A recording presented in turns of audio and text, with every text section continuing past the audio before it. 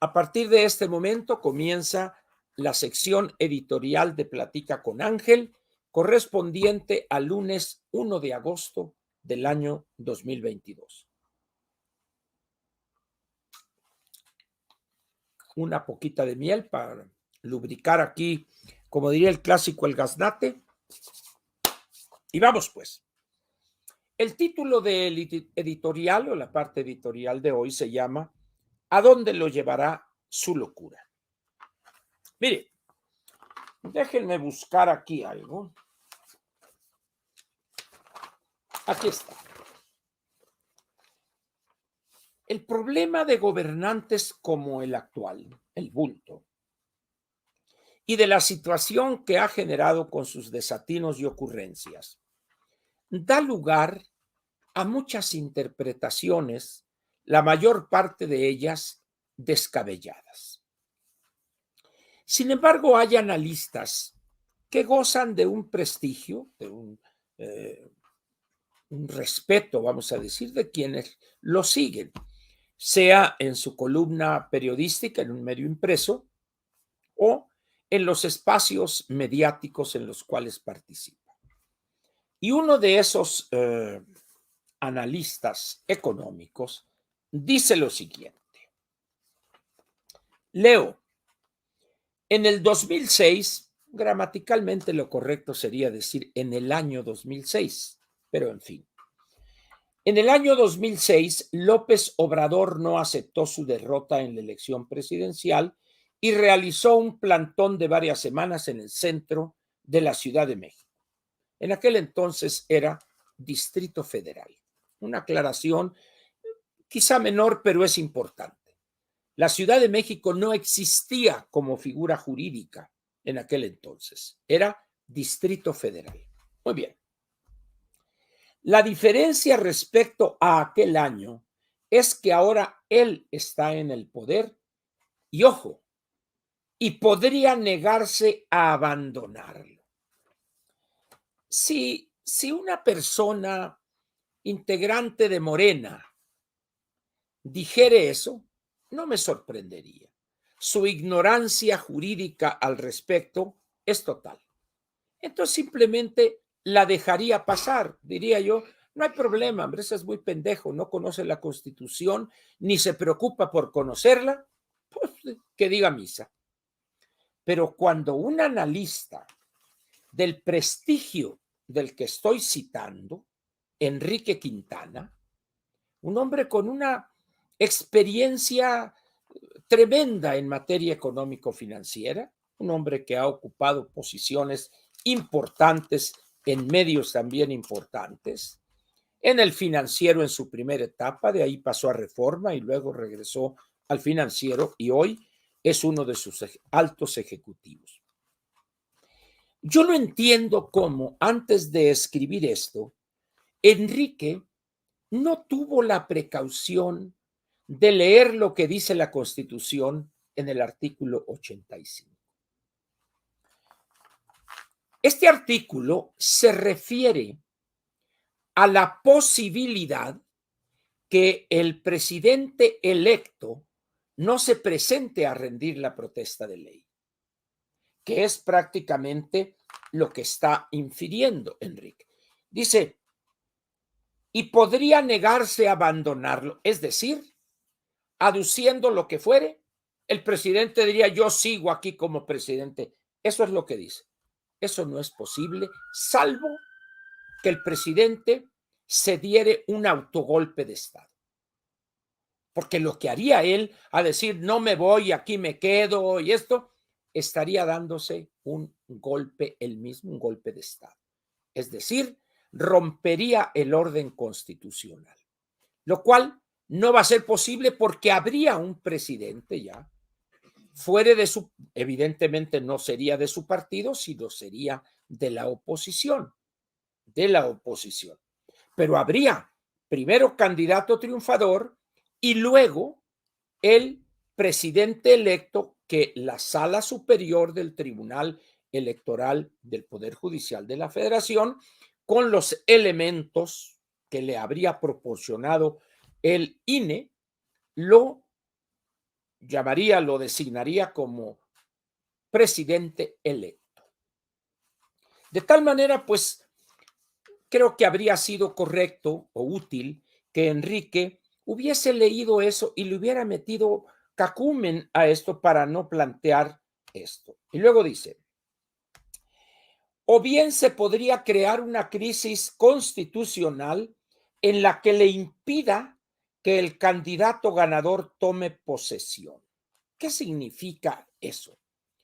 ¿Acaso el presidente le ordenaría a un integrante de las Fuerzas Armadas o al general secretario, deténganlo y métanlo ahí en el campo militar número 1? Porque no entiendo qué otra posición, repito. O bien podría crear una crisis constitucional en la que se impida que el candidato ganador tome posesión. Lo correcto sería tomar posesión, pero en fin. Entonces dice uno, ¿por qué Enrique, un hombre prudente, un hombre normalmente informado, no lee la Constitución o analiza con más cuidado y se abstiene de hacer planteamientos de esta naturaleza que no tienen soporte jurídico alguno? No lo sé, no tengo elementos para meterme en la cabeza de Enrique, pero es evidente que juicios como ese confunden, complican el análisis y lleva a muchos a pensar que eso tiene visos de realidad. No. El procedimiento es muy claro. La autoridad electoral, después de agotadas las reclamaciones, etcétera, califica la elección y dice, es válida, se metieron tantos votos, así, asado, y el candidato ganador es Pedro Pérez. Bien, Pedro Pérez gana, hay un proceso que lleva a que sea reconocido como presidente electo, y a partir de ese momento podría iniciarse, si hay cooperación del gobierno saliente, lo que se llama el periodo de transición. Es tan serio esto que hay una partida que el Ejecutivo en el proyecto de presupuesto del 2024 debe incluir una partida etiquetada para sufragar los gastos en los cuales erogaría, o sea, incurriría el presidente electo y sus asesores que estarían con él para recibirle al gobierno saliente y empezar a enterarse de las modalidades y situación y características del proyecto de decreto de presupuesto de egresos para el 2025. De tal manera, pues, que cuando Enrique plantea eso, dice, oye, Enrique, ahora vamos a suponer que el presidente le impida al presidente electo presentarse a tomar posesión. Le impida cómo, Morena cierra el Congreso, hace escándalo, pero en la Constitución está claramente establecido que si no puede rendir la protesta de ley ahí, la noche anterior es cuando en realidad toma el control de las Fuerzas Armadas y de todo lo relacionado con el Ministerio Público, vamos a ponerlo así, y a partir de las 12 de la noche con un segundo del 30 de septiembre, el presidente electo ya es el comandante supremo de las Fuerzas Armadas. Y en ese momento tiene la fuerza y la autoridad para ordenarle al secretario de la Defensa, al secretario de la Marina Armada de México y a la Guardia Nacional y a las policías tomar el control de la ciudad para poder rendir la protesta de ley. ¿En aras de qué? Dice Enrique, y es que le impida al candidato ganador, ¿lo va a mandar matar? ¿Lo va a capturar? Digo, yo creo que situaciones como esta deben ser analizadas de una manera más seria, más objetiva, porque, repito, estas cosas confunden. Estas cosas, vamos a decir, lanzan nubes negras y no puede uno ver la luz. Valdría la pena que algunos analistas leyeren concienzudamente los artículos 84, 85 y 86 de la Constitución Política de los Estados Unidos Mexicanos. Y este tipo de escenarios, porque dice Enrique, porque habla de un escenario extremo. No, Enrique, no te equivoques. No es un escenario extremo. Es una completa jalada lo que tú pusiste aquí. En fin, así se las gasta el Financiero en las columnas o en las colaboraciones de sus altos ejecutivos. Muy bien. Ahora bien, ¿qué decir de esas fantasías, además de lo que he dicho ya? Porque son fantasías. La realidad, en caso de ganar el candidato de la oposición, en este caso de Va por México, la situación no estaría fácil para López Obrador. Pero darle esa posibilidad de que él impida o que no me voy, aquí me quedo, no es tan fácil. Este país, con todas sus limitaciones, tiene todavía una fuerza institucional que metería orden y agarrarían a nalgadas, por decirlo menos, al presidente actual. Entonces, no hay que caer en esas cosas que no pasan de ser fantasías de alguien con una mente calenturienta o que por ignorancia o por flojera intelectual no leyó lo que dice la Constitución, como es el caso que nos ocupa. Ahora bien,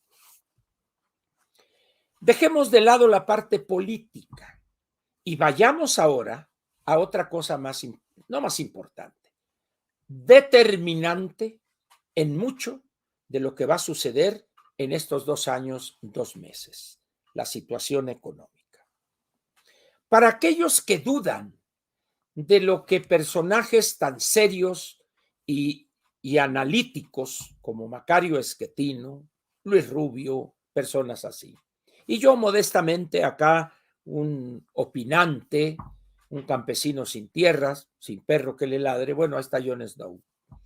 Hemos dicho, señores, la realidad económica va a jugar un papel fundamental en este proceso sucesorio.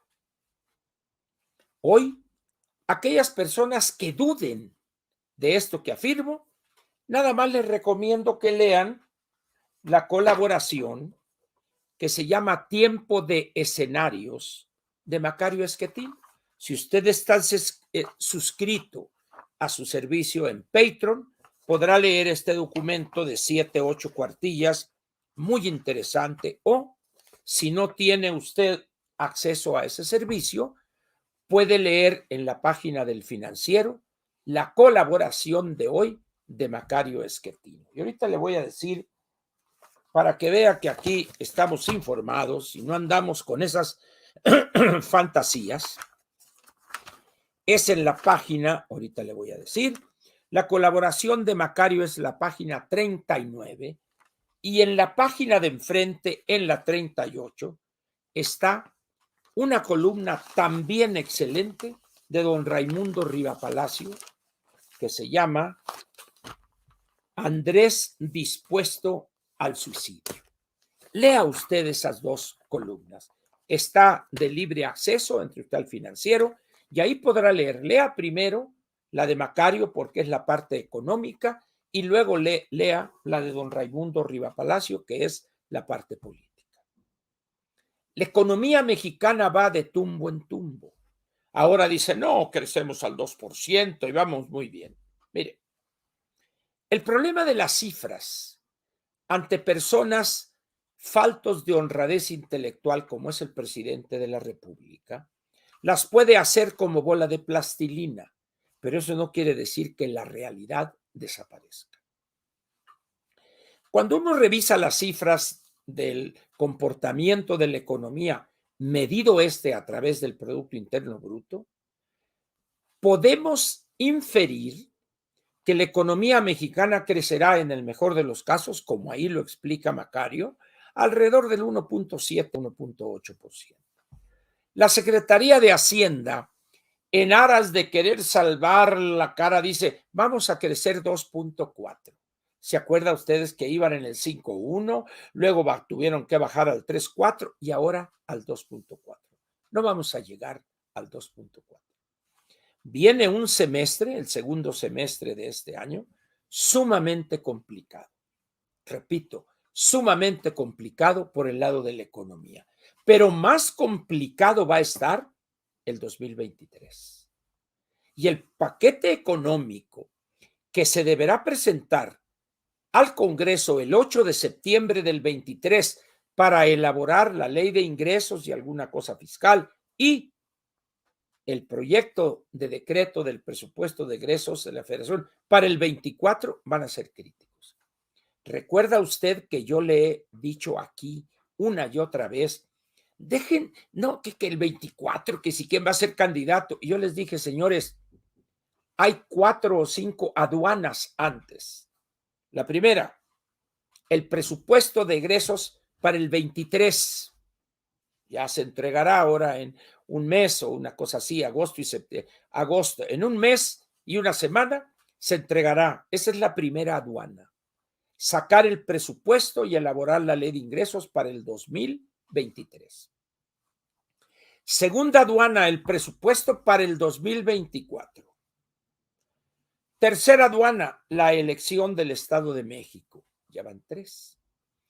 Y cuarto, la designación de candidato de Morena y también de la oposición. Entonces, vamos a ir paso por paso. Ahorita andar enfrascado y que si la popularidad y que la intención de voto. Ahorita hablar de intención de voto es ocioso porque no hay candidatos. Hay algunos que dicen que el joven Colosio, me decía una persona hoy por la mañana en el desayuno, un desayuno largo, de esos que acostumbramos los que nos gusta esa cosa de la cosa nebulosa del análisis político, es que, me decía Ángel, el candidato no va a ser el Junior, va a ser el mito Colosio. Y yo le decía, permíteme diferir. El mito Colosio no existe. No existe como mito. Lo que existe es un discurso en la celebración del PRI.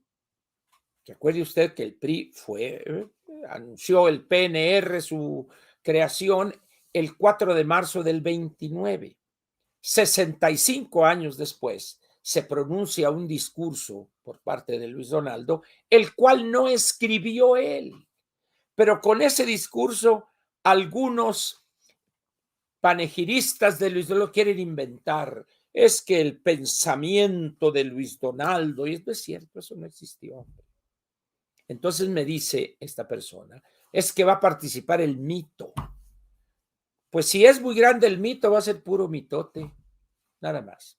Pero hay algunos que dicen, no, es que el joven Colosio, intención de voto. Pues, ¿quién les dice que va a ser candidato ese joven, hombre? Que aprenda a trabajar primero. No, pero va a ser el fosfo, otro loco igual. Y que va a ser Enrique Alfaro, pero sí, qué bárbaro. De los 3 no se hace uno. También de las 3 corcholatas no se hace uno. Entonces, vamos a ir siendo prudentes y dediquémonos a lo que va a determinar el desenlace el 24. Las locuras del bulto. Y segundo, el manejo de la economía que va a ser peor de lo que ha sido a la fecha. Eso es lo fundamental. Eso va a determinar en mucho, repito, esas cosas van a determinar en mucho no solo el nivel de inestabilidad política con esta relación con los Estados Unidos, todavía el presidente ayer dice, y seguirán los abrazos, no balazos. Ahí está la locura extrema de este hombre. Va a llegar el momento en que el poder de fuego y la presencia territorial de los grupos delincuenciales va a ser de tal magnitud que habrá que tomar medidas desesperadas. Acuérdese usted de mí. Acuérdese usted de mí. Pero el bulto ya está fuera del mundo. Ya la realidad pretende ignorarla, no más que hay un pequeño problema. ¿Qué sucede cuando al loco y a sus locuras, cuando el loco y sus locuras enfrentan la realidad? ¿Acaso la declaración vamos a crecer al 5% este año y el otro, recuerdan esa declaración en una mañanera? ¿Y qué pasa cuando ante esos exabruptos propios de una mente desquiciada aparece la realidad en toda su crudeza? Pues que esa locura hay que hacerle a un lado y hay que enfrentar la realidad y tomar medidas desesperadas. Pero ahora al revés. Las locuras, valga la redundancia, del loco, de repente le aparece a la mitad del camino la realidad. Y en ese momento esos sueños, es que Morena va a estar acá, es que no vamos a permitirnos. La realidad se le apantera y el otro se queda, ¿qué pasó aquí? Nada, que la realidad se hizo presente, ya estaba, pero tú pretendías ignorarla y de repente se te aparece y en ese momento te encuera. En ese momento la gente dice, el bulto va desnudo, va bichi, diríamos allá en mi pueblo. Y en ese momento entramos en una crisis económica y política de pronóstico reservado. Ahora bien, regresemos al supuesto análisis de Enrique Quintana. Es que va a impedirle al ganador que tome posesión. Ay, dice uno. ¿Qué harían los partidos políticos?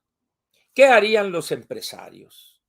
¿Qué harían las Fuerzas Armadas, garantes de la estabilidad y de la viabilidad del Estado mexicano? ¿Se quedarían ellos? Sí, bueno, está bien, que no tome posesión. Eso harían los partidos políticos, al menos los tres que hubiesen postulado a ese candidato ganador. ¿Qué harían los empresarios? ¿Qué haría el gobierno norteamericano? ¿Se habrá puesto a pensar López en esa eventualidad? No, porque como ha dicho Macario, de una manera un tanto chusca, pero no es chusco, es una realidad cruda. Es que López Obrador dice, su horizonte es de 1 hora hacia adelante. No tiene capacidad para ver más allá. Nomás le dura la mañanera y es un pedacito, porque al final está contradiciendo lo que dijo al principio. Por esa razón, yo le digo a usted, las cosas no están fáciles y se van a poner todavía más críticas si es que esta expresión pudiera ser válida. Las cosas, la falta de dinero, el desorden administrativo, la sequía, bueno, ya anunció el inefable Llorio, y le vamos a dar una rasurada más a los fideicomisos que por ahí quedan. Dice uno, bueno, ni la burla perdonan estos, ¿no? Eso no se dice, señor subsecretario. Háganlo, no sean brutos, porque eso representa la aceptación evidente de que ya no tienen dinero. Ya no tienen. Hasta los vividores de la nación no les han pagado. Muy bien. Y como último punto de este editorial, llegamos a la ópera bufa representada ayer por los militantes de Morena. Platicando con otra persona, me decía, Ángel, bueno, pues sí hubo eso, pero es una cosa menor. Para mí fue una cosa democrática, una cosa histórica, esto. Yo diferí completamente de esta persona y le digo, no.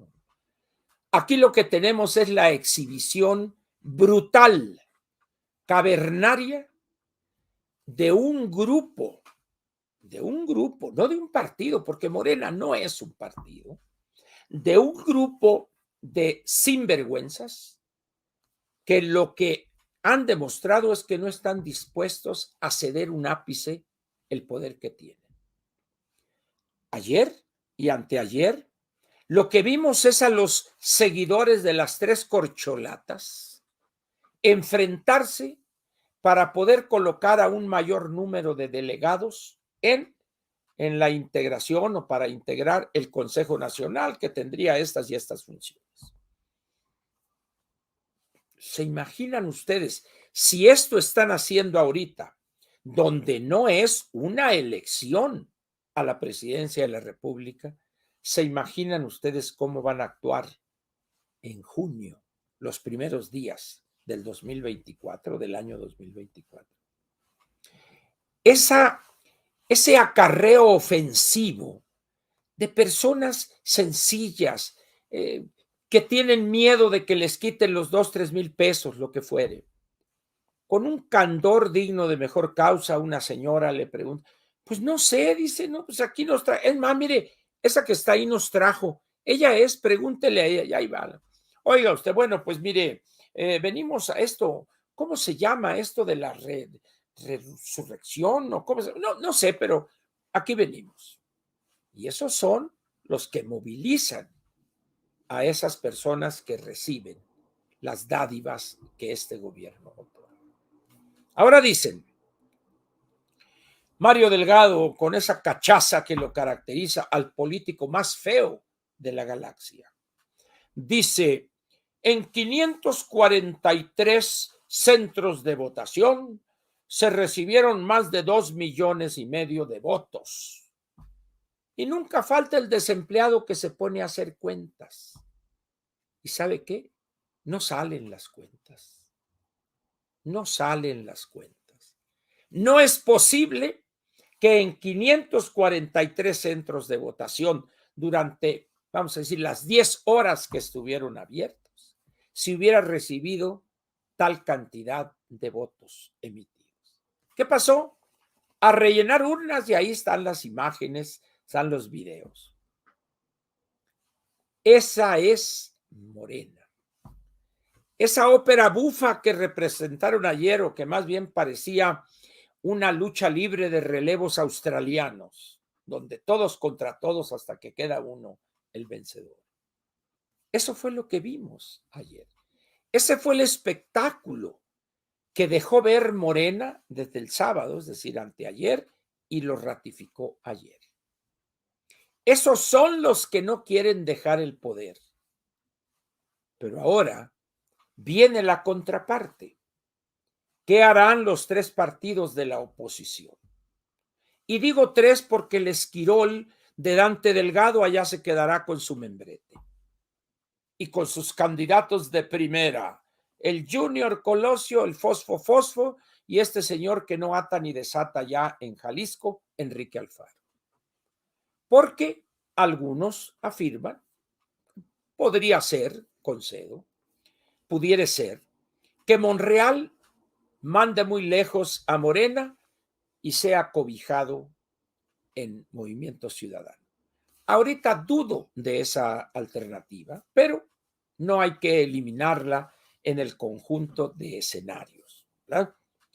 Pero, ¿qué harán esos tres partidos?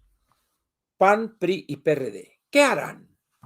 ¿Se quedarán tan tranquilos y dirán, no, pues es que el presidente no se quiere ir?